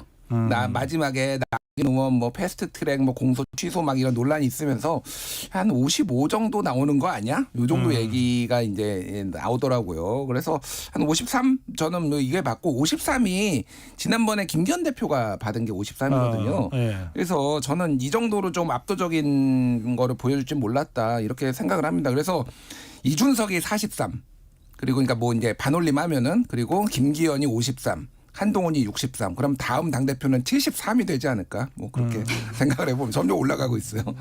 국민의힘이 더불어민주당이나 조국혁신당을 따라가기는 어렵지 않을까요? 그 점에서는? 조국혁신당 가려면 이제 99.9 가야 되는 거고요. 좀 더 압도적인 지도자를 지금 점점 원하지 않나 뭐 그렇게 보여집니다. 네. 예, 강전애 변호사는 이번에 선관위에서 좀 대변인 역할을 하셨어요. 예, 맞습니다. 그러니까 예, 전당대 전체를 좀 객관적으로 네. 관리하는 역할을 해오셨는데 이제 그거 끝났잖아요. 선관위 끝났으니까 좀 어저께 편안하게 말씀해 주시죠. 예, 선관위도 어제 전당대회 끝나고 회식하고 공식적으로 이제 해산을 하게 되었는데요. 네. 어제 지금 한 50일 정도 이렇게 저희가 선관위가 준비를 했고 그리고 각 후보들 같은 경우에는 6월 말경부터 이제 각자 출마 선언을 하면서 한 달이 조금 안 되게 이번 그 선거를 치르게 되었습니다. 근데 그 한 3주, 4주가 얼마나 길게 느껴졌었는지 아마 후보들도 그랬을 것 같은데 저는 이번에 보면서 많이 사실은 선관위 안에서 걱정을 했었어요. 그 언론에 보도되지 않았었던 각종 이제 뭐 제보라든지 아니면 이의 신청이라든지 이런 것들도 굉장히 많았었거든요. 특히 가장 충격적이었던 사건은 천안에서 있었던 합동 연설회에서 지지자들 간의 충돌. 네. 예, 그리고 또 저희가 이제 당 선관위에서 공식적으로 후보들에게 징계 이렇게 제재 조치가 나간 것이 처음이었었는데 한동훈 후보와 원희룡 후보에 대해서 각각 주의 및 시정명령 조치가 나간 적이 있었습니다. 이런 것들이 있어서 과연 전대가 잘 마무리될 수 있을까 많이 걱정을 했는데 그래도 어저께 이렇게 잘 마무리된 것으로 보이고 앞으로 이제 국민의힘이 똘똘 뭉쳐서 앞으로 나가는 것 그것만 이제 기대해야 될 것 같습니다. 말씀하신 그 물리적 충돌 네. 그 부분 관련해서는 당에서 그 고발 조치를 했습니까? 예, 맞습니다. 그날 문제가 있었던 3명의 그 지지자들에 대해서는 저희가 천안에 있는 경찰서로 수사 의뢰가 들어가 있는 상황이고요. 그런데 지금까지는 이제 뭐 조치가 들어간 지 얼마 되지 않았기 때문에 어떠한 뭐 수사가 이루어졌다거나 그런 거를 선관위 쪽으로 통보해 온 것은 아직 없었습니다. 이제 결선으로 갈 거냐 말 거냐 뭐 이런 관측들이 많이 있었고 결선으로 갈 경우에는 뭐 1등은 한동훈 후보가 될 거라고 하는 전제하에 그럼 2등이 누구냐 이거 갖고도 또 상당한 관심이었는데 예, 물론 결선까지 안 갔으니까 2등 3등이 별 의미는 없습니다만 현재로서는 그래도 보면 원희룡 후보가 2등 나경원 후보가 3등이 됐어요. 네. 또 틀렸어요. 저는 나경원 후보가 2등이 될 거라고 예상을 했는데 그 이유인즉슨 첫 번째는 지난번에 이제 방금 말씀드렸듯이 그 패스트트랙 공소 취소 요것과 관련해서 이제 스포트라이트를 막판에 굉장히 많이 받았잖아요. 전선이 이제 원한 아니고 나한으로 이제 좀 바뀌는 뭐 그런 상황이다 보니 그리고 또 하나는 이제 나경원 후보가 항상 개인 득표력이 어느 정도 있는 거를 보여줬잖아요. 이준석 대표 체제 그때 나왔을 때도 2등을 하고 그때는 당심에서 또 1등을 했거든요. 뭐 이런 것도 있고 저는 2011년에 사실 떠올렸어요. 그때 안상수 대표가 선거 패배 책임지고 물러난 다음에 그때 이제 4명이 나왔는데 홍준표, 유승민, 나경원, 원희룡. 그랬죠. 그때 이제 원희룡 후보가 사무총장이었는데 그때 이제 친이계의 전폭적인 지지를 받았는데 꼴찌했어요. 그러니까. 4등했습니다. 4등했어요. 나경원 후보한테 밀렸어요. 뭐 이런 정황으로 봤을 때 나경원이 이제 2등을 하고 하지 않을까, 아니야 원희룡 3등 하지 않을까 이렇게 했는데 저의 합리적인 추론은 항상 틀리더라고요. 이 김준일 평론가가 여러 번 틀리는 걸로 봐서는 진짜 평론가 맞습니다. 아 그런가요? 평론가가 맞춘다는 게 이상해요. 아니 저 프로야구 3할 때면은 월드스타 아닙니까? 10번 쳐서 3번 맞히면 되는 거거든. 역사상 4할은 한 번밖에 없었죠 우리나라에서.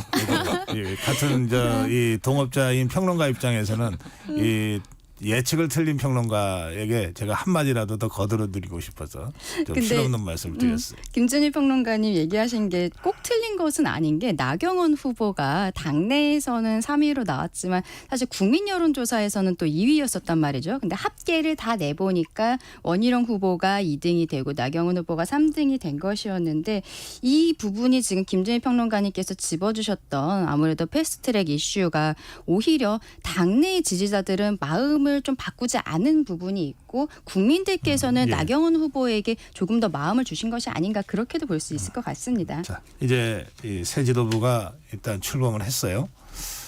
그래서 앞으로 그 당을 추스리고 또 집권당이기 때문에 특히 대통령과의 관계 설정 같은 거를 잘해 나가야 될 텐데 이 상황 관련해서 이제 본격적인 토론을 잠시 후에 좀 진행을 하겠습니다.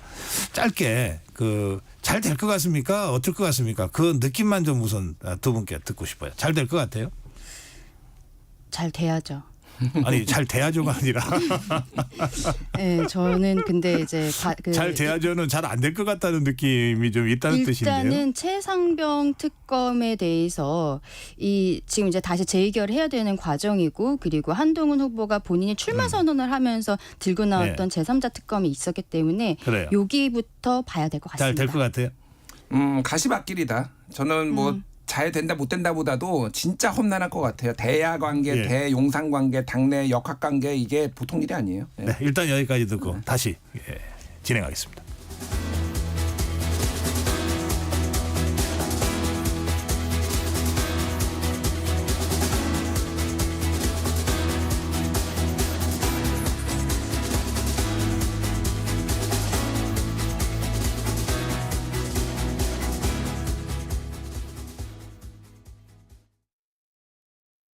(2024년 10월 1일부터) 폐기물 처리 현장 정보 전송 의무화가 사업장 일반 폐기물과 수출입 폐기물까지 확대 시행됩니다. 사업장 폐기물의 올바른 처리와 안전하고 투명한 관리를 위해 꼭 기억하세요.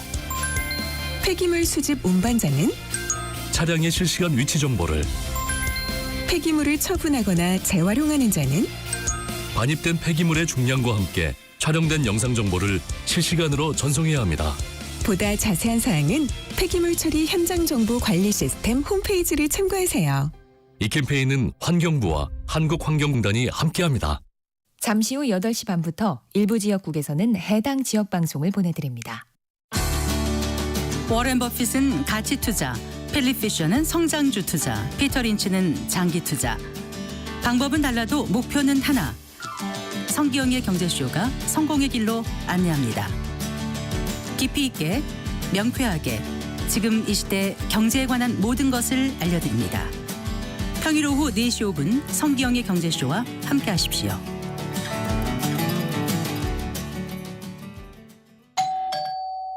편지 왔습니다. 퇴근길 지친 당신에게 힘이 되는 뉴스를 전해드립니다. 매일 저녁 5시 5분 당신과 함께 읽는 세상 이야기 KBS 1라디오 뉴스레터 K. 지금 시각은 8시 30분입니다. KBS.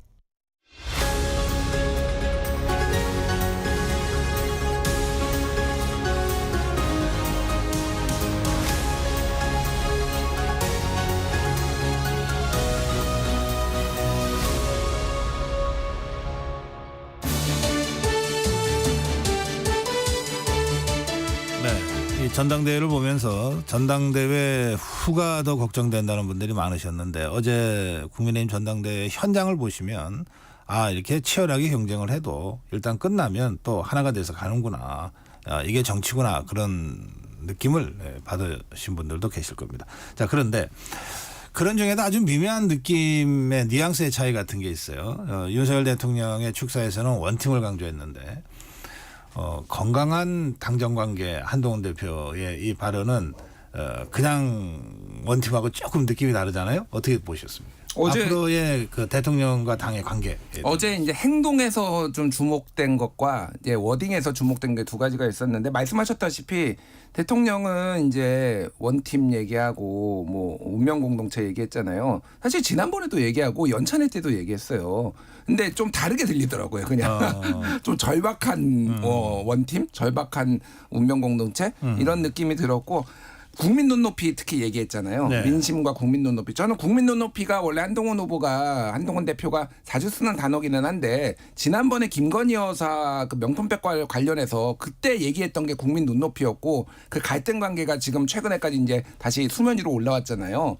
이거는 뭐 어느 정도는 의도를 가지고 넣었다. 국민 눈높이라는 거를 다시 소환시킨 거죠. 국민 눈높이라는 거를. 그래서 그런 이제 용산의 어떤 국민의 상식에 맞지 않는 이런 것과 어느 정도 절연하겠다. 최소한 이제 긴장 관계를 유지하겠다라는 걸로 이제 보였고 또 하나 이제 행동으로 제가 봤던 거는 어제 포위더 인사도 없었고 어퍼컷도 없었다. 우리 윤석열 대통령은 기분파시잖아요. 이분은 기분 좋으면은 다 해. 뭐 이렇게 하시는 분이고 뭐 어퍼컷 연찬회 때도 하고 지난해 전당대회도 했는데 이번에 어퍼컷이 없었거든요. 그러니까 어느 정도 좀 차분해진 느낌? 물론 목소리 톤은 굉장히 세고 야당도 비판을 했지만은 포위더 인사는 없었잖아요. 그리고 악수하는데 상당히 이제 한동훈 대표가 약간 의식한 것 같아요. 제가 보기엔 지난번에 포위더 인사가 어느 정도 그 당정 관계의 어떤 우위를 보여주는 상징적인 장면이었잖아요. 그러니까 대통령 용산의 우위를. 네. 그래서 이거는 여러모로 쉽지 않은 길을 지금 가게 될 거를 예고한 모습이었다 이렇게 봅니다. 그러니까 대통령이나 한동훈 대표가 다 하나가 되자 이렇게 말은 하지만 한동훈 대표는 뭔가 대통령과 또 대통령실과 그 거리를 좀 두려고 하는 그런 그 모습이 보였다. 이렇게 지금 해석하시는 거죠? 그렇죠. 그리고 시간은 한동훈의 편이라고 저는 봅니다. 알겠습니다. 자, 강전우 변호사. 일단 한동훈 당대표가 이제 되기까지의 과정을 보면은 윤석열 정부가 시작이 되고 윤석열 정부의 초대 법무부 장관으로서 야당과 어떤 날선 토론 과정에서 많은 인기를 얻지 않았습니까? 그리고서는 비대위원장을 거쳐서 결국에는 전당대회를 지나 당대표까지 되었는데 본인이 그렇다면은 물론 지금 윤석열 대통령과의 관계에 있어서 그동안에 윤석열의 꼬리표가 있었지만 지금은 오히려 지금 뭐 어떨 사이가 좋지 않은 것이 아니냐라는 이야기가 나올 정도로 좀 당정 관계가 여러 사람들이 걱정을 하는 상황이죠. 그런데 한동훈 대표 입장에서는 향후에 본인이 지금 법무부 장관에서 갑작스럽게 여의도 정치에 왔다는 것은 다음 대선을 생각한다라는 것밖에 생각할 수가 없는데요. 그렇다면 윤석열 대통령과 본인의 차별화라는 것이 분명히 필요한 순간이라고 생각을 하고 있을 것입니다. 그렇기 때문에 어저께 수락연설에 있어서도 어떤 건강한 당정 관계라든지 그리고 국민의 눈높이 이런 이야기하면서 치열한 토론을 하겠다라는 이야기를 하고 있거든요. 이것이 용산의 입장에서는 굉장히 좀 부담스러울 수 있다. 어떤 그동안에 20년 동안 굉장히 가근하게 지내왔던 사람이 지금 같은 팀은 되었지만 무언가 불편한 그 모습들이 있는 거잖아요. 그런데 이게 어떻게 풀려나갈 것인지 앞서 제가 잠깐 말씀드렸지만 결국 첫 번째가 최상병 특검과 관련해서 당정 간에 어떠한 협의를 하게 될 것인가 거기에서부터 보여질 것으로 보이는데 일단 차별화를 위한 노력은 있을 것이다. 두 분 다 차별화가 시작될 거다 이렇게 지금 보시는 것 같습니다. 자, 그 첫 번째 이슈로 이제 해병대원 특검법을 지금 강전혜 변호사 말씀하셨어요. 이 문제 좀 토론해 보죠. 이 함께 하면서도 차별화를 한다면 이 해병대원 특검법 관련해서는 어떤 수를 한동훈 대표가 들고 나올까요? 저는 일단은 본인이 출마 선언에 있어서 제3자 추천 특검을 들고 나왔었기 때문에 진행을 하고자 할 생각이 굉장히 강한 것으로 보이는데 이게 원내에서 얼만큼 그 화답이 있을지는 모르겠습니다. 일단 법안을 발의하는 데 있어서 10명의 의원들이 연설을 해야 되는데요. 대통령께서 이미 전 국민 앞에서 최상병 특검을 받지 못하는 이유에 대해서 말씀을 하셨죠. 공수처 수사를 지켜보고 그 이후에 수사가 미진하다고 하면은 내가 특검을 요청하겠다라고 이야기를 하셨고 그것이 당론으로서 진행이 되고 있었는데 한동훈 후보가 지금 그럼에도 불구하고 뭐 대법원장이나 이렇게 제3자가 추천하는 형태로 진행하는 것이 국민의 눈높이에 맞다라는 형태로 지금 이야기를 하고 있습니다.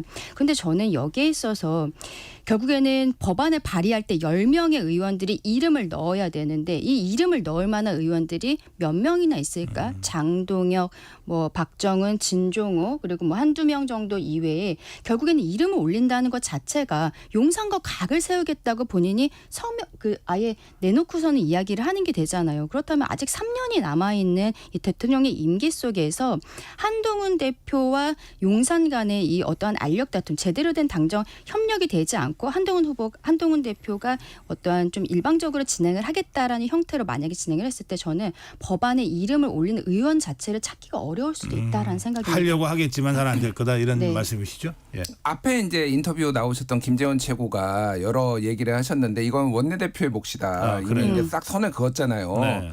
그러니까 지금 이제 이 최고위원회 구도를 봐도 한동훈, 장동혁, 진종호 여기에 지명직 최고 이렇게 4명이 이제 친한으로 분류가 되고 범친윤 아니면 주류가 이제 뭐 추경호, 정점식 여기에 이제 인요한, 김민정, 김재원 이렇게 되잖아요. 그러니까 여러모로 지도부 안에서도 사실은 이게 뭔가를 뭐 통과시키기도 쉽지 않고 추경 원내대표는 강경하게 저항을 하겠죠. 저는 이거는 절대 안 받을 거라고 봅니다. 추경 원내대표가. 예. 근데 제가 아까 전에 말씀드렸듯이 시간은 한동훈의 편이라고 얘기를 한 게 결국은 한동훈 본인의 리더십이 시험대에 오르는 거는 이것도 최상병 특검도 있지만은 결국은 당대표나 이런 이제 지도부는 성적표는 선거로 받아보는 거예요. 그러면은 올해 10월에 보궐선거는 이거는 뭐 사실상 국민의힘한테는 의미가 없는 거예요. 뭐 호남 쪽에 무슨 뭐 지자체나 뭐 시의원이나 이런 데가 열리는데 이거는 이제 조국혁신당과 민주당이 호남의 민심을 누가 가져가느냐를 놓고 이제 붙어볼 거예요.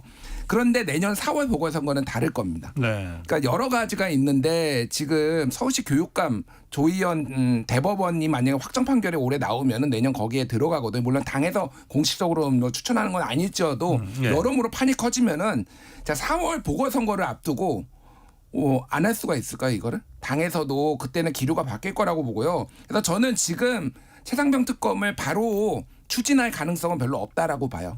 추경호 원내대표도 완강히 저항하고 하지만은 올해 11월 저는 11월을 주목하는 이유가 11월 10일이 윤석열 대통령의 딱 2년 반이에요. 하반기로 접어들고 소위 말해서 이제 올라가다가 내리막으로 이제 내려가는 길. 그러니까 레임덕이 오기엔 좀 빠르지만은 지금 여러 정황상 레임덕이 올 가능성이 높고 선거를 앞두고는 굉장히 강하게 당에서의 지지자들의 압력이 있으면은 저는 그때쯤에 오히려 이런 것들이 통과될 가능성이 있다. 제3자 특검법을 그때 발의할 가능성이 있다. 뭐가 됐든 약간 그쪽 그 후반기에 많은 일들이 벌어질 가능성이 상당히 높다고 봐요. 네. 근데 그때쯤 되면은 사실 공수처 수사라는 것도 지금 뭐 굉장히 열심히 하고 있잖아요. 초반에는 이종섭 전 호주 대사가 출국하는 과정에서 굉장히 이제 뭐 문제가 불거졌었는데 한동훈 대표 같은 경우에도 본인이 당대표 출마를 할 때는 제3자 특검에 대해서 굉장히 강하게 얘기하다가 이게 좀 역풍처럼 돌아오니까 그때는 본인이 당대표 될 쯤 되면은 뭐 공수처 수사도 어느 정도 마무리가 되지 않겠어요라고 약간 뒤로 빼는 부분들도 있거든요. 그렇다면은 저는 지금 뭐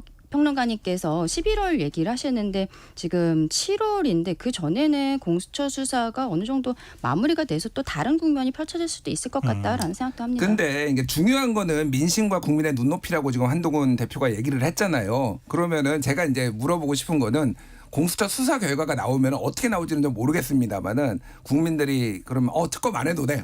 깨끗하게 클리어됐네. 자 이제 모든 의혹이 다 없어져서 이렇게 얘기를 할까요? 국민들이 원할 거예요. 국민들이 원하고 그때도 특검 여론 놓고 이거 말고도 김건희 여사 특검 뭐 논란이 한두 개입니까 지금. 이게 첩첩산중이에요. 그래서 제가 아까 전에 굉장히 어렵다라고 얘기를 하는 게 대야관계도 어렵고 용산관계도 어렵고 당내 역학관계도 어려운 이런 일들이 있는데 어쨌든 국민들이 원하면은 한동훈은 할 수밖에 없고 62.5% 그러니까 3분의 2가 저희 당원들이 요구를 했다라는 거는 당원들의 요구를 무시할 수도 없거든요. 뭐 최상병 특검을 꼭 해야 된다라는 게 아니라 선거 계속 질 거야. 그래서 좀 지방선거 지고 뭐 보궐선거 지고 대선까지 다 질 거야. 이 물음에 대해서 한동훈은 답을 내놔야 될 의무가 있다 보니 기류가 바뀔 거다. 제가 이렇게 전망하는 거예요. 근데 이제 공수처에서 만약에 뭐 일부라도 기소를 했다든지 이런 것들이 있을 수가 있는데 문제는 지금 평론가님은 계속 국민의 눈높이라고 얘기하시지만 이 최상병 특검과 관련해서 국민의 눈높이와 저는 민주당의 눈높이 지금 국회 내에서는 민주당과 민주당의 강성 지지층의 눈높이가 더 우선되고 있는 것이 아닌가라고 생각을 하거든요. 만약에 공수처에서 어떤 주요 혐의에 대해서 문제가 없다라는 결론이 났을 때는 그때 그 결론에 대해서 민주당에서 또 받아들이기 어렵기 때문에 특검해야 된다라는 논리를 갖고 나올 것입니다. 그럼 그때는 또 국민의힘이 어떻게 반응을 해야 될 것인가. 그때도 제3자 특검을 얘기를 할 수 있는 것인가. 거기에 대해서 다른 국면이 펼쳐질 수 있을 것 같다라고 아까 말씀드린 것입니다. 네. 자 어쨌든 뭐 두 분 토론에서도 나타났습니다만 이 해병대원 특검법은 한동훈 대표 입장에서도 다루기 쉽지 않은 또 처리하기 쉽지 않은 생각이 있더라도 이걸 구현하기가 쉽지 않은 여러 가지 그 좀 환경들이 있다 이런 정도로 좀 이해를 해 주시고요. 다른 주제 중에 하나로 제가 한동훈 특검법 얘기를 좀 하고 싶은데요. 지금 야권에서 한동훈 특검법을 바로 지금 밀어붙일 기세입니다. 그리고 벌써 고발을 했어요. 그러니까 이제 어쨌든 한동훈 대표를 압박하는 거 아니겠습니까? 이 문제는 어떻게 전개될 것 같습니까? 제가 먼저 얘기를 오늘 이제 중앙일보 기사가 그거 분석 기사를 잘 써놨더라고요. 네. 그러니까 혁신당, 조국 혁신당을 앞세우고 여당의 분열을 노려라. 민주당의 한동훈 대응법 뭐 기사 제목이 이건데, 그러니까 지금 한동훈 특검법에 대해서는 민주당이 약간 원론적인 얘기만 하고 있어요. 그러니까 선입 선출 그래서 들어오면은 처리한다라는 얘기를 했는데. 실제 이거는 조국 혁신당이 지금 주도를 하고 있고 차규근 의원이 이제 발의를 했고 최근에 박은정 의원이 최근에 댓글팀 뭐 요거를 추가적으로 이제 넣은 상태고요.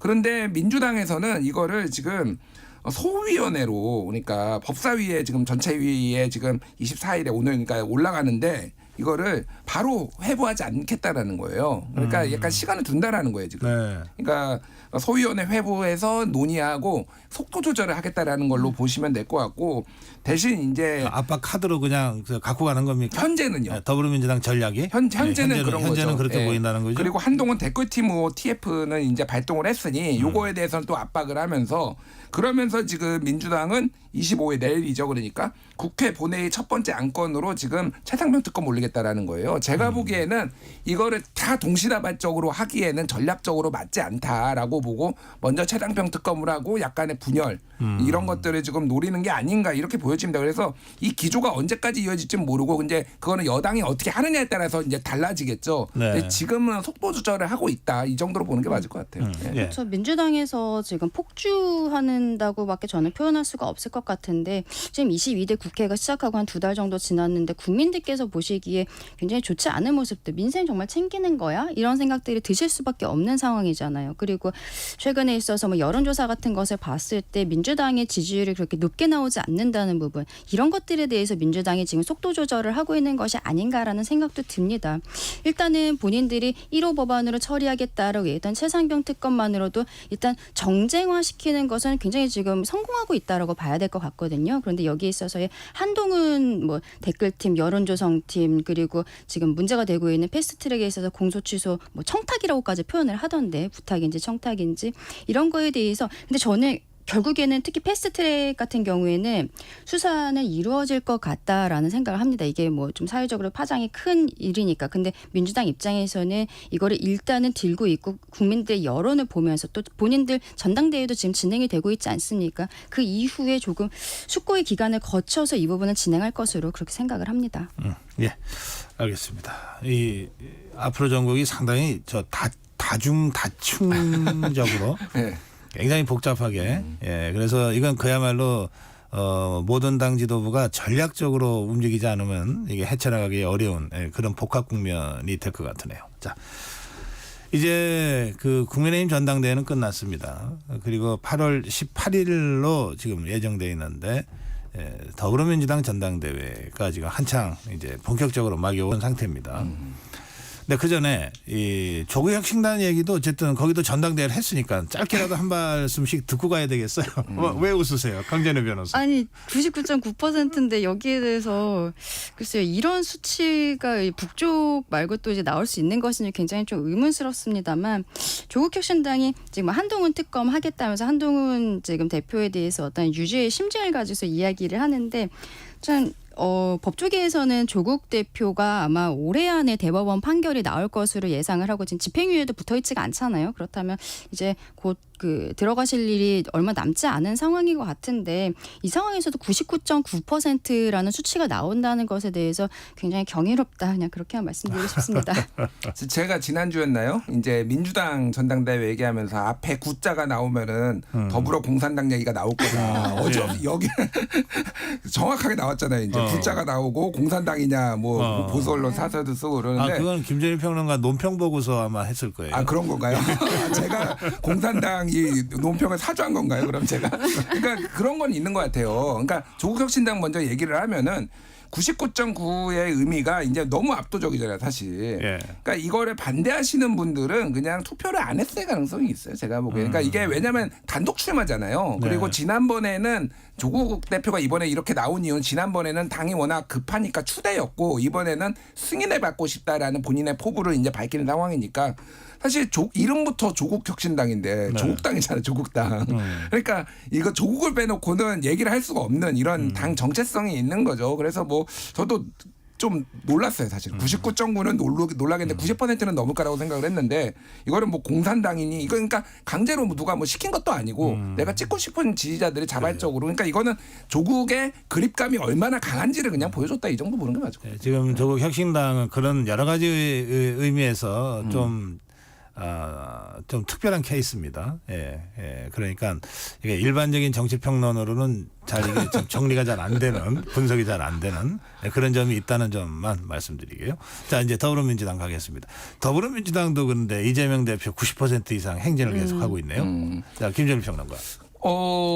저는 사실 한 80% 후반 정도나. 이게 왜냐하면은 지금 민주당은 권리당원 56, 대의원 14, 여론조사 30이거든요. 지금 이건 지역 순회에서 권리당원들 하는 거고, 거기에서 지역에서 여론조사한 것도 같이 공개를 하는 거니까 이런 겁니다. 그래서 90%대는 좀 높은데, 그냥 상대가 나온 후보들과 그분들의 캠페인을 보면은 그냥 90% 나올 만도 하다, 저는 그 생각이 들어요. 그러니까 김지수 후보는 존재감이 전혀 없죠. 그러니까 모르는 분이잖아요, 솔직히. 그러니까 인지도라는 게 너무 중요한데, 김두관 후보는 제가 계속 우려를 했었잖아요, 지난번에도. 왜 나오는지 모르겠고, 사실 어떻게 어떻게 차별화를 하려는지 모르겠다. 좀 좌충우돌이다. 차별화는 확실하게 한 것 같은데. 예. 그러니까 뭐 지지자들을 예. 좀 이렇게 비하하는 그 본인이 쓴 게 아니라 그 팀에서 썼다고 하지만은 이거는 완전 저는 자멸적인 캠페인이다 이렇게 봅니다. 아하, 예. 아니 아무리 그래도 지지자들을 그렇게 하면은 그게 어떻게 당에서 표심을 얻겠습니까? 그래서 중도 사태는 없다고 하는데 여러모로 이재명 대표가 그냥 90%를 얻을 수밖에 없고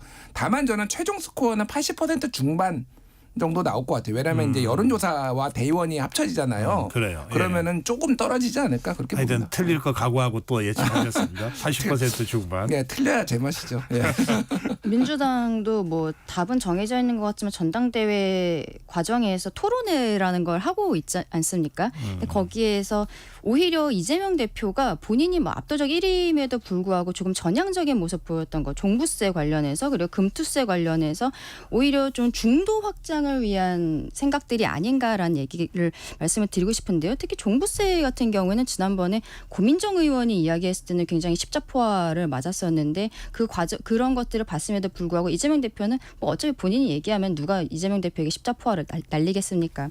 그런 부분이 있지만 조금 더 전향적인 모습 그리고 중도 확장적인 모습들을 보였던 게 어찌 보면은 이재명 대표에 대해서 연임에 대해 부정적으로 생각했던 사람들도 다시 한번 생각해 볼 수 있는 본인의 결국에는 저는 대권 가도를 위해서 정책적인 이야기들을 일부러 꺼내고 있다라고 생각하거든요. 그런데 김두관 후보 같은 경우에는 이제 후보로 등록하는 과정에서 문재인 전 대통령도 예방하고 뭐 노무현 전 대통령도 이제 찾아가서 사모님을 만나고 이런 부분들이 있음에도 불구하고 본인이 어떠한 차별성이라든지 정확한 선을 긋지를 못하고 있어요. 종부세와 이런 거에 대해서 오히려 민주당의 전통이라는 형태로 대응을 하고 있는 거. 저는 이런 것도 굉장히 패착이라고 생각을 하거든요.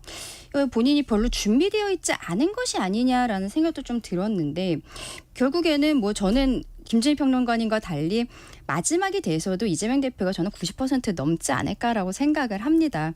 이 과정에서 김두관 후보가 조금 더 파이팅하는 모습 그리고 정책적인 모습들을 보여줬으면 좋겠다라는 생각 갖고 있습니다. 예, 말씀하시죠. 예, 저는 사실은 당대표 선거보다 최고위원 선거가 굉장히 그래요. 흥미로워요. 네. 짧게 말씀드리면은 지금 정봉주 1인 2표니까 이제 퍼센테이지가 좀 이거 합쳐서 200이 돼야 되는데 정봉주 후보가 지금 1, 2, 3, 4차 합산해가지고 21% 정도 되거든요. 그러니까 그냥 당선권이다 이 정도 보면 될 것 같아요. 그러니까 근데 지금 앞에 5명이 누구냐면은 정봉주 그리고 김병주 그리고 전현희, 김민석, 이현주 이렇게 됐거든요. 제가 지난주에 말씀드렸죠. 이재명 당대표 출마 선언할 때 뒤에 섰던 게 김민석하고 한준호하고 강선우 이 3명이라고. 근데 김민석 의원은 워낙 뭐 사선 의원이고 워낙 인지도가 있으니까 그런데 뒤에 섰던 한준호, 강선우가 다 후에 있어요. 그러니까 이게 민주당의 지금 당원들이 보는 기준은 친명이냐 아니냐. 사실은 이 사람들은 그냥 다 친명이라고 보는 거예요. 중요한 거는 전투력입니다. 지금 어떻게 하면 윤석열 정부하고 가장 잘 싸울 수 있을 것인가. 정봉주는 감옥까지 갔다 BBK로 과거에 이제 윤석열 정부는 아니죠. 보수 정권하고 BBK 사태로 이제 발언으로 이제 감옥까지 간 사람이고 김병주 의원은 최근에 이제 정신 나간 국민의힘 그래서 이제 존재감을 확 드러내고 이제 국방위에서 여러모로 활약이 이렇게 많았고요. 전현희 의원은 국민권익위원회에서 탄압받은 서사가 최근에 이제 쌓여 있고요. 김민석 의원은 뭐 워낙 인지도가 있는 분이고 근데 심지어는 이현주 의원 국민의힘에서 최근에 탈당해서 입당한 이현주가 5등이란 말이에요. 그러니까 이거는 그냥 모든 기준은 어떻게 하면 저쪽하고 잘 싸울 수 있을까 이걸로 봐야 되는데 제가 이제 유심히 본 건 아까 김재원 최고도 말씀하셨는데 여기에 민주당의 최고위원들의 어떤 중량감이나 전투력이 국민의힘이 너무 좀 상대적으로 떨어진다. 진종호. 그러니까 지금 김민전, 인요한 뭐 이런 분들은 거의 저는 정치 셀럽이라고 보거든요. 사실은 정치인이라보다는. 진종호 의원도 사실 존재감 전혀 없고. 그러니까 이거 어떻게 최고위원들이 좀 국민의힘이 잘할 것이냐 저는 이것도 굉장히 중요하다고 봅니다. 그래요. 정봉주 전 의원이 지금 1등을 달리고 있는 것에 대해서 굉장히 여러 가지 얘기가 있는데 지난 사실 총선 과정에서 박용진 의원 지역구에 정봉주 의원을 넣으려고 했었는데 그때 이제 각종 과거의 설화라든지 뭐 이런 논란으로 공천이 취소가 되지 않았었습니까? 그런데 공천을 취소했던 사람이 어쨌든 이번에 최고위원 후보로서 다시 등록을 했었고 여기 민주당에서 뭐 컷오프라든지 이런 제도가 없는 것인지 잘 모르겠어요. 근데 이분이 어쨌든 들어왔는데 당내에서는 또 1위다. 근데 결국에는 이재명 대표가 당대표가 됐을 때 이분이 그 연수원장을 하셨잖아요. 정봉주 전 의원이. 그런 자리를 줬다는 것 자체 뭐 말하자면 민주연구원 뭐 부원장이 현근택 변호사를 뭐 줬다라든지 이런 것들을 본인의 측근들에게 그 산하 기관들의 장이라든지 부원장 같은 것들을 주는 것인데 그때 이미 뭐 정봉주 전 의원은 친명이라는 걸 잘 알게 됐고 그리고 오히려 지난 그 총선 과정에서 정봉주 의원을 공천을 취소하는 과정에서의 논란이 오히려 민주당 지지자들 입장에서는 그래도 저 사람 들어갈 수 있었는데라고 하는 약간 마음의 빚 오히려 네. 뭐 강성 지지층층에서는 그렇게 생각할 수도 있었다. 그래서 이분을 지금 1등으로 몰아주고 있는 것이 아닌가 그런 생각도 해봅니다. 그런데 그 더불어민주당엔 컷오프가 없습니까? 있습니다. 네. 있는 걸로 저도. 예, 그래서 컷오프가 돼서 이제 그거는 권리당원하고 중앙위원회하고 반반씩 해가지고 이번에 원래는 중앙위원회만 했는데 이번엔 당원들이 들어왔어요. 그러니까 우리 강전현 변호사 말씀은 컷오프가 있는데 어떻게 이런 취지의 말씀이에요? 컷오프가 된 후보는 없는 거지 않나요? 뭐 지금? 그렇게 따지면은 모르겠어요. 그러니까 저는 뭐 컷오프 될 수도 있고 안 될 수 있는데 김재원 최고도 뭐 컷오프 됐다가 또 살아나고 뭐 이게 그분도 이제 논란이 있잖아요. 제가 좀비 같은 생명력이다 뭐 이렇게 좋은 의미예요 사실은 대단한 분이다라고 생각하는데 뭐 이거는 정치의 영역이니까. 예. 그 김민석 후보를 이재명 대표 후보 유튜브에 출연을 시켜서 난 왜 이해가 좀 안 된다 이 득표율이 얼마 안 나온 것이라고 발언을 하는 바람에 공정성 논란이 있었는데. 네, 요거는 뭐 그냥 사실 지나가는 그 뭐 해프닝일 수도 있지만. 그러니까 사실관계는 정확하게 할 필요가 있는 게 이 9명이 다 출연했어요. 예, 그러니까. 이재명 대표도 기본적으로 알고 있는 거죠. 한 명만 출연시키면은. 근데 해필이면은 그러니까 김민석이라는 중량감 있는 정치인이 고전하고 있는 상황에서 왜 이런 발언까지 나오니 이해가 안 된다. 이런 발언까지 나오니 좀 주목을 많이 받은 건데 다 출연을 했고요. 근데 저는 그냥 이재명 대표 TV에는 출연 안 하는 게 맞다고 봅니다. 왜냐하면은 이게 동시에 출연하는 것도 아니고 경선을 하는데 중간중간 한 명씩 하면은 사실 이건 유불리가 있을 수 있거든요. 그렇죠. 그러니까 굳이 이렇게 해야 되나. 그리고 이재명 대표도 아니 함께 전당대회를 하고 있는 최고위원 후보들을 한 명씩 자기 유튜브에 출연시킨다는 것도 조금 이상하네요. 그럼 이 9분은 저희 김두관 유튜브에서 나가서 좀 말씀도 하시고 해야 될 것 같아요. 그러니까 친명 호소인 같다. 약간 저는 좀 이거는 굉장히 부정적으로 봅니다.